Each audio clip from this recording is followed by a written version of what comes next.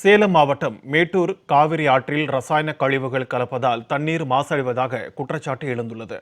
ரசாயன நுரை அருகில் உள்ள குடியிருப்புகளுக்குள் செல்வதால் தோல் நோய் உள்ளிட்ட பல்வேறு உபாதைகள் ஏற்படுவதாக பொதுமக்கள் குற்றம் சாட்டியுள்ள நிலையில் அது குறித்து பார்க்கலாம் இந்த செய்தி தொகுப்பில். மேட்டூர், கருமலை கூடல், தங்கமாபுரிப்பட்டினம் ஆகிய பகுதிகளில் 50க்கும் மேற்பட்ட ரசாயன தொழிற்சாலைகள் மற்றும் கெமிக்கல் தொழிற்சாலைகள் இயங்கி வருகின்றன.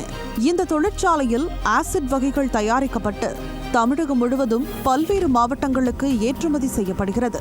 இந்நிலையில் இந்த தொழிற்சாலைகளிலிருந்து வெளியேறும் ரசாயன கழிவுகள் மேட்டூர் காவிரி ஆற்றில் கலந்து வருவதுதான் வேதனையின் உச்சம். அவ்வாறு வெளியேறும் கழிவுநீர் சின்னக்காவூர் பெரியார் நகர் பகுதியில் உள்ள மழைநீர் ஓடை வழியாக சென்று 16 கண் உபரி நீர் போக்கியின் காவிரி ஆற்றில் கலந்து வருகிறது. இதனால் தண்ணீர் செந்நிறத்தில் காட்சியளிப்பதோடு 10 அடி உயரத்திற்கு ரசாயன கழிவுகள் நுரைபொங்க ஓடுகிறது.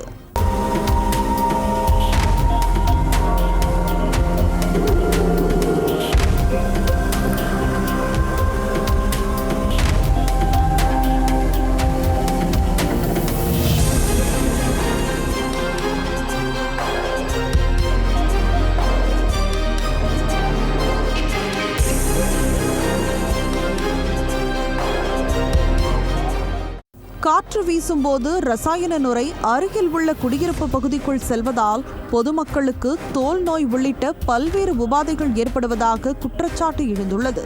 மேலும் காவிரி ஆற்றில் ரசாயன கழிவு கலப்பதால் மீன்கள் இறப்பதோடு பல்வேறு மாவட்ட வேளாண் பணிகளுக்கு தண்ணீர் செல்வதால் விளைநிலங்கள் பாதிக்கக்கூடிய அபாயமும் உள்ளது. எனவே காவிரி ஆற்றில் கழிவுகளை கலக்கும் ரசாயன தொழிற்சாலைகள் மீது உரிய நடவடிக்கை எடுக்க வேண்டும் என அப்பகுதி மக்கள் அரசுக்கு கோரிக்கை விடுத்துள்ளனர். மேட்டூர் பகுதியில் உள்ள சிக்கோ தொழிற்பேட்டையில் பல்வேறு ரசாயன தொழிற்சாலைகள் இயங்கி வருது. அந்த ரசாயன தொழிற்சாலையிலிருந்து தினம் இரவு முறைகேடாக காவேரி ஆற்று 16 கண் மதகுகளை சென்றடைகிற வழியில் கழிவுநீர்கள் கலகுது.